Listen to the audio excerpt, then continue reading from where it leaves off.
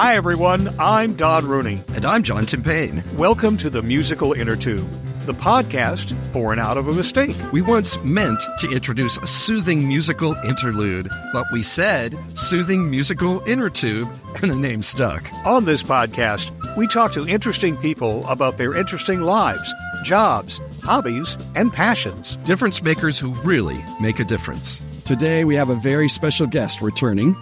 We're going to call him by his Ukrainian name, Mykhylo. Back in May of 2022, almost 2 years ago, he appeared on our show to tell us his story. He's one of hundreds of people from all over the world who are volunteering for Ukraine in the conflict with Russia. Mykhylo has been back stateside for only a few days now and will soon go back out to the war. He makes frequent long visits to Ukraine, where he teaches the soldiers battlefield medicine and guerrilla tactics. In the process, he's fallen in love with the besieged country and has taken its struggle to heart, making many friends and coming to regard Ukraine as his second home. Since May 2022, a lot has changed, of course, in the world and in the war. He's here to talk about all that, our own country's role, and changes in his life and point of view. Mykhylo, welcome back to the Musical Innertube. Dziękuję, dobry den. Let's start by talking about what you and I were talking about yesterday. The war has changed. I'm wondering what you hear when you're out there, what people are saying, and how it compares to what you might have been hearing about a year ago. Well, about a year ago, all of us were 100% sure we were going to win this war by this time next year. The winter was winding down like it is now. And as soon as there was not as much mud, we were thinking that the counteroffensive would push all the way into Crimea and the whole thing would be over in a year. It's not looking like that now. The counteroffensive did make a difference, but very incremental. We got minefields everywhere. Russia had plenty of time to mine the crap out of that place, more than I saw in Iraq and many other places. So it's slow going. And even back then, we didn't really have enough equipment. And now we have less. We're running out of everything, from ammo to tactical medical supplies. And Ukrainians are pretty astute, educated. In many ways, they know our politics better than we do, because they sort of hinge on us and NATO supplying them with medical supplies and, mainly offensive weapons and everything. And it's not like we haven't sent them Abrams tanks and long-range artillery. We have, but it's always been too little too late. And they are very aware of H.R. 5692 that is not necessarily going to pass in Congress. And so my encouragement to any of your listeners, whether they're Democrat, Republican, or anything else, is call your congressman, whoever they are. If they're Democrat, they're probably claiming to support H.R. 5692. But I am completely depressed, actually, over the lack of support of my Republican Party, which after today I plan on resigning from over the single issue of Ukraine. And I'm not going to go to the Democrat Party, but I will, it's time to send a message, because if we lose in Ukraine, we've lost it throughout Europe. And it's not a very well understood situation that's going on there by Republicans mainly.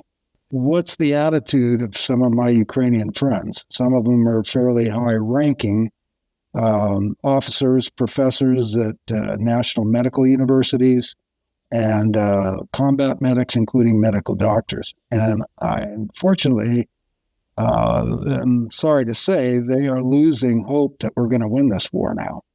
Whereas this time last year, we're all 100%, rather than we win. It's only a matter of time. And Putin is all about himself right now, as you might know, because all he thinks he needs to do, and I think Don mentioned this really 2 years ago, that it's a war of attrition, and all Putin has to do is keep sending a few thousand more teenagers to get killed, and he'll eventually win. Unfortunately, some of my Ukrainian friends who still go to front lines are starting to believe that. And 100% of it is because they don't think they're getting the support from our country or NATO that was promised, just this time last year. So, Mykhylo, let's take a step back. Let's explain what HR 5692 is, why it exists. I think we can, cut to the chase. It exists because the other bill of about a month ago, which was a bipartisan bill cooked up in the Senate, would have done a lot at the border and sent aid to both Ukraine and various parts of the Israel/Palestinian conflict. And it didn't pass. So this is a new one, right? This is the second one you're talking about. How is that different from the one that didn't pass in the first place? Well, they separated out the border, which is another thing that should have been bipartisan. Even Biden now made a visit to the border, claims that he's supportive of doing the right thing there, which he never was before. It would have been a perfect bill because we need to lock down the border. We got terrorists crossing over. So right now it's just a standalone bill, not just for Ukraine, but it's a defensive bill. And I think it's $95 billion, but $60 billion of it is supposed to go to ammunition and equipment for Ukraine. If it doesn't pass, there's a likelihood that it will embolden Putin right around the months that he's already planning on another complete full-scale invasion from Belarus. And it's not good. Even if it does pass, it's starting to look a little dismal as far as our long-term outcome. But the fact that they're dragging their feet on it is crushing the morale in Ukraine and among my friends. I mean, if you can understand this, I'm talking to medical doctors that go to front lines as combat medics. And it's like, I don't think we're going to win this one. I said, really? Okay, well, Andres, so what do you think is going to happen to you in the next few months? Probably get killed in a trench somewhere front line. And Russia will take over. Okay, I haven't heard this from you or very many Ukrainians until recently. So what's your long-term plan? Your family, my family's gone.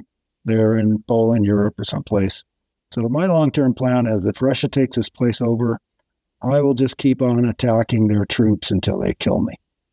And it's like, that's not a really good plan for your family. If you understand, it's like, and this is like a guy from a year ago that's like, oh yeah, we're going to win. It's 100%. It's just a matter of time because, Ukrainians are resilient. I don't know any of them that plan on deserting yet, but their hope is starting to wane because of our stinking politics here in the United States and NATO. And why aren't they a NATO country? There's some talk that maybe finally they're going to get into NATO and NATO will send some troops finally. And Putin's threatening nuclear war, which he does that all the time. But the current situation is not, the Russians have always had low morale, as you would guess, going into a war on somebody else's territory, and they're losing most of the battles. And to this day, they still are. But there's only a finite amount of Ukrainians, fighters and equipment, or literally run out of ammo. I go out on a range and, we want you to shoot, and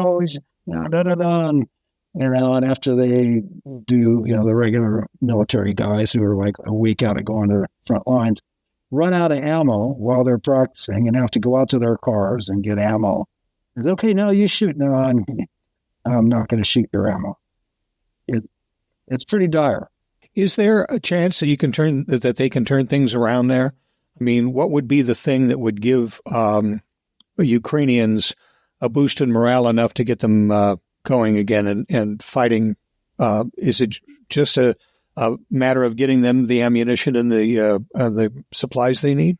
Yeah, that's another issue, actually getting it. But HR 5692 has to pass. And I encourage any of you and your listeners to get on the horn with your congressman and find out where he's at, look on his website, and then encourage your congressman to contact other congressmen. They all have groups, and pass that bill and pass it as quickly as he possibly can. Mykhylo, I heard you say, and I heard you say it yesterday, that your anger over the lack of action by the House, fomented, it is reported widely, by presidential candidate Donald Trump, has angered you so much that you're getting out of the party. Talk more about that. It must have been difficult for you, because I know you're a lifelong Republican, and it must have been very difficult for you. It must have been painful to feel this change in yourself as you watched what was going on the past 3 or 4 months. Well, comments out of his mouth recently about, Putin has every right to attack NATO if they're not paying their dues, and other kinds of ignorant statements like that, made it very easy for me to say, okay, I'll vote for Nikki Haley because she claims to support Ukraine. And then I'm out, and House of Ukraine here where I live are going to help me craft the letter as if anybody's going to care, and say exactly why I'm getting out. I'm a Lincoln Republican, Abraham Lincoln Republican. I'm a Teddy Roosevelt Republican, and I'm a Ronald Reagan Republican, as Ronald and Mikhail Gorbachev brought down the Iron Curtain in Berlin, East Berlin, and led to all these Baltic states, including Ukraine, getting their independence. Ukraine on August 24th, 1991, all because of real Republican president and the tiny little brief moment in Russian history where they had a guy that cared about them in Perestroika and Glasnost, and I'm sure you know all about it, which I think they just murdered him about a year ago because he spoke out against the Putin regime, and 2 days later he died of a quote-unquote heart attack, and they're very good about injecting potassium chloride in different food items to make it look like a heart attack. But anyway, we're a little off the topic, so yeah, that's where I'm at right now. And my entire family are still Republican. They don't really support this war, most of my family members, or that I'm going over there. And yet, and I get it. If you haven't lived there, then you haven't learned who Ukrainians are and experienced their culture and their sophistication and their love. But if you really are looking at history, you need to look at where we were just before World War II. When Hitler invaded Poland, probably, I think it only took him a month and a half, Putin is having a little harder time with Ukraine, but it's the same scenario. They both had exactly the same goals, which is to take over all of Eastern Europe and keep on going. Their tactics were exactly the same. When Putin sent his troops into Belarus a couple of years ago, oh no, we don't plan on attacking. We're just doing training exercises in case Ukraine attacks us, which that's ridiculous. Ukraine has not attacked anybody. They're defending their homeland. And so if he gets the upper hand in Ukraine, we're done. He will go to Poland next. It's already on his hit list. Latvia, all the Baltic states, and he recently made comments about Germany because Germany has been sucking off his oil and natural gas for a lot longer than they ever should have. And the only thing that Trump ever did that I thought was useful was we became energy independent under Trump. And if he leveraged that to supplying Germany and other places, then maybe we'd be in a different place now. But he's already made it pretty clear he does not support this war. And that's why I didn't vote for him in the first election. I came back about a year later. He got interviewed by somebody, probably Sean Hannity or something. And and at the end of the interview, the reporter asked, well, what do you think about Russia invading Ukraine? And he says, oh, they'll never do that. Russia would never do that. I know Vladimir Putin. He would never do that. I just got back from there. I guess he didn't know that, Crimea was already gone, the Donbass, and at that point, they were losing 6,400 dead Ukrainian soldiers in just a couple of months, which the tide turned, and, because of some tactics that we teach them and some other things, plus their special forces were not even there when that happened. They were deployed around the world, helping NATO countries in other parts of the world And it took them a couple of months to come back and turn it around. So I didn't vote for him in the first election. I threw my vote away to whoever the independent candidate was. I can't remember his name. But I, watched him over a 4-year period, and he kept his promises. He started locking down the border just like he said he would, lowered taxes. We became energy independent for the first time I can remember. And so I did vote for him in the second election, and he lost. And now, especially considering some of the comments coming out of his mouth right now, no, I can't vote for him. Let's talk a little more about what you experienced when you were over there. You're just recently back. You had mentioned it earlier, and I've heard it from several pundits over the last few weeks, that Russia's tactic in war has always been gather as many bodies as you can and throw them on the front, and just keep throwing them on the front. They did that with Napoleon. They did that with Hitler. And apparently they're doing that now. However, we've also heard reports, as you've mentioned, that the Russians are not necessarily motivated to do this, that they're having trouble recruiting, and that the recruiting by force, they're using prisoners. So what does it look like on the front? Is Russia's made some gains, but really, are they tactical gains, or are they just gains because the Ukrainians have had to fall back because of the lack of resources? Well, let me put it this way. Our understanding is, because they don't really publish the statistics on Ukrainians, there's about 60,000 dead Ukrainian soldiers. There's over 300,000 dead Russian troops on Ukraine soil. But if you want to look up the battle damage, go to the Ukrainian Ministry of Health website. They update it every single day. How many tanks gone, how many aircraft, artillery, it's all there. And I haven't really had time to check it in the last couple of weeks, but I'm guessing by now it's probably about 320, 330, or maybe even 350,000 dead Russian soldiers. That doesn't bother Putin because he has an unlimited supply. All he has to do is draft them out of high school, give them, I heard their Marines. I haven't seen their Marines in a while, but apparently Russian Marines have upped their tactics a little bit. They get a little bit better training. The one thing that they do have that is fairly effective, very effective, is their drone pilots. I assume they're all video playing, teenagers, but they continue to ratchet up their drone warfare. And so just because you're in a trench, if it's an open trench, doesn't mean you're really undercover. And so they have ramped that up. But then again, so is Ukraine. Ukraine has very effective drones. Is it mostly trench warfare at this point? Are people dug into their positions? Because that's mostly what we're hearing. We really do not hear many reports from the battlefront. So, I know that war is usually confusing on the ground.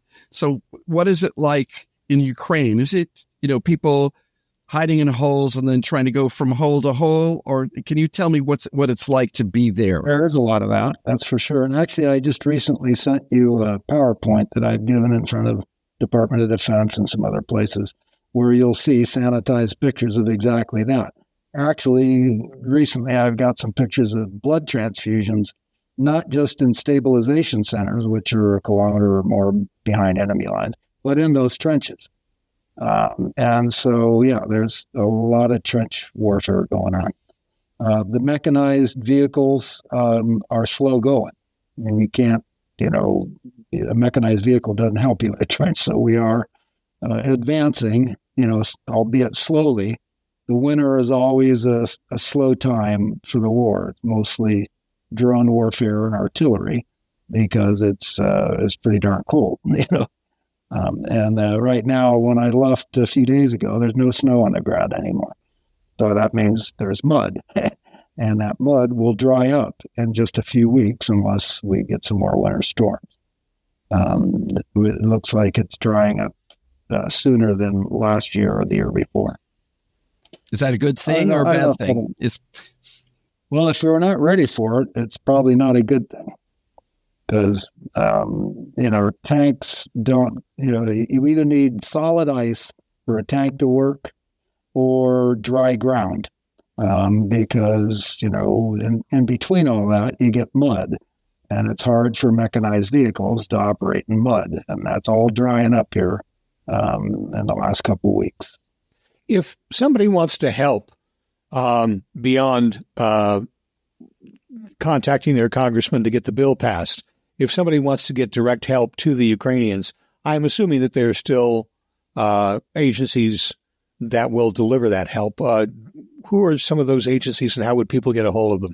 For me, where I live, House of Ukraine is the place to go, because I actually run a piece of that, a tactical medical side. And when I go back at the end of this month, I will have a couple of sea bags full of tourniquets, surgical cricothyroidotomy equipment, and various other things. So there's a lot of donor organizations. The biggest one, I believe, is called Razom, R-A-Z-O-M, and they also supply medical supplies to Ministry of Defense. Razom means together. Razom, we win. That's the largest one that I'm aware of. House of Ukraine is the cultural one, and also they supply a lot of other things. They supply drones and many other things. But if you go to the link that I'll send you, 100% of the money you put is tax-deductible money that can only go to pay for medical supplies. So in the next week or two, I will be, getting invoices from North American Rescue and all the other companies that make these supplies, so that I can, I have 9 training centers now that I've trained up in, 3 in Kyiv, 2 in Odessa, 1 in Kharkiv. Lviv has a great one, not in Lviv, but at the biggest training base, Yavor. And then recently Ternopil, and then a few months ago, Dnipro. Not in Dnipro, but a remote, crazy, polygon base in the middle of the forest. And they all need supplies, not just for training, but we all have direct links to front lines, because most of our students go right to front lines when they're done with us. And we go to front lines sometimes with them and train. A lot of our training classes, tactical combat casualty care, happens a few clicks behind the front lines for the soldiers that don't get to come to our training. So, Mykhylo, you're going back, having said all this stuff about how hard it is, how gloomy right now, how dour it is. You're going to put your boots on. You're going to fly back out. How you must be down at heart, or you must be wondering how many more times you'll be able to do this. What's in your heart as you prepare to go back out to Ukraine right now? I live in Ukraine more than I do here, like 3 times more. I have a residence there with a very good friend of mine. I don't know how to be a citizen there, but I'm a resident of Ukraine. I don't just have a work visa. I have residency paperwork for a year, and I'll renew it. And I guess in the next 2 or 3 years, I'll be a permanent resident of Ukraine. So, I'm living with them during wartime. I want to live there in peacetime and maybe have property on the Ukrainian Black Sea shores of Crimea. Odessa is similar, but not as nice. But, it's not all Ukrainians at front lines, of course, is miserable. But when they're back home, even though you come back to Kyiv, you come back to Odessa, Lviv, you're going to get bombed in your own neighborhood. So it's not exactly like us Americans where we, go fight a war for 6 months and then we come home to nice, safe, America. But Ukrainians will not give up their lifestyle. They have better restaurants in Kyiv and Odessa and Lviv than we have here. And restaurant owners that are not even sometimes Ukrainian, they're citizens, but they're from Georgia or other places that have excellent food. And they don't care what's happening, on Putin's agenda. They're going to keep their businesses going. And I mean, I know you're a cultured man, John, but I've never been to an opera or a ballet in my life until just in the last year. My good friend took me to the Kiev Opera House, which I had already had pictures of for 8 or 9 years because it's a landmark. And it's probably the most famous opera. It is the most famous opera house in Eastern Europe, maybe even Western Europe. And it's like, you want to go to opera? And we're, yeah, we go to opera house. And I go, okay, so we have a night off. So it was a ballet. The first one was Faust, ballet at the opera house. And it's like, these people aren't just like pikers. they have world famous ballets and the opera singers and everything else. And so it's not like I'm always miserable there. If you know what I mean. But it's interesting the extent to which people keep the arts going in time of war, because it's almost an act of defiance, isn't it, to keep your culture alive to that extent, even with the bombs falling. Yeah. And, he's not targeting these places. Also, I think last time we talked about the ancient cathedrals. St. Mykhylo's, which is the headquarters for the Ukrainian Orthodox Church, over 1,000 years old. St. Andrew's is a little more recent. It was 1600. And St. Sophia is over 1,000 years old. And I used to take pictures of those until last year. I go to services now. Easter services are coming up, Christmas services. And he's not targeting them because he thinks they belong to him and he wants them back, and he knows how culturally historical and all of that. So, well, I take it back. He did target the biggest cathedral in Odessa. And I went there a few weeks before he blew it up with a friend of mine. And we lit the candles. We did all that. And then my friend Igor sends me pictures. And it was just like 4 blocks from his main headquarters. And it's cratered now. Probably because some idiot general did it on his own and not because Putin wanted him to. So, what is the state of Odessa? I mean, what that amazing city. Is it occupied? Is it being bombarded every day? What's the state of it? No, they're not occupied, except by some potential Russian separatists that might even be part of their police department. We're not sure. But the port gets targeted fairly frequently. There's several ports there. And actually, I was right on the Black Sea shores almost a year ago where I could open my window and I'm looking at the Black Sea. And I watched the harbor and the port get bombed, the fireballs and everything else. So they target that. And they recently targeted the center of Odessa and blew up their biggest cathedral. So it's, I don't know that they're getting targeted any more than Kiev is, because usually when I'm there, there's air raid sirens every single night. And once or twice a week, you're going to hear and see fireballs. So it's, it's Kiev, Odessa, Kharkiv, Kherson right now is where my good friend was born in Kherson, and her parents were under Russian occupation for a while. That's in the east. And they've gone back there. And now that we got rid of the Russians in Kherson, they're getting bombed all the frickin' time. And it's annoying. It's kind of cool once I cross the Polish border, because I know at least I don't have to worry about getting bombed, and I can get a lot more work done. So, well, Mykhylo, listen, once again, you know a lot more than anyone we know about what's going on over there, because you're there and you're doing the good work. All I have to say is I'm going to keep worrying about you the whole time and hope that you're all right. Because I think there's more danger in Iraq than there, because right, you're an Iraq veteran too, and still you go back. To me, well, we all owe you a debt of thanks, and it seems as though America has lost its taste for going abroad and facing down Russia. Our attention span has never been very good in the United States. But HR 5692, call your congressman.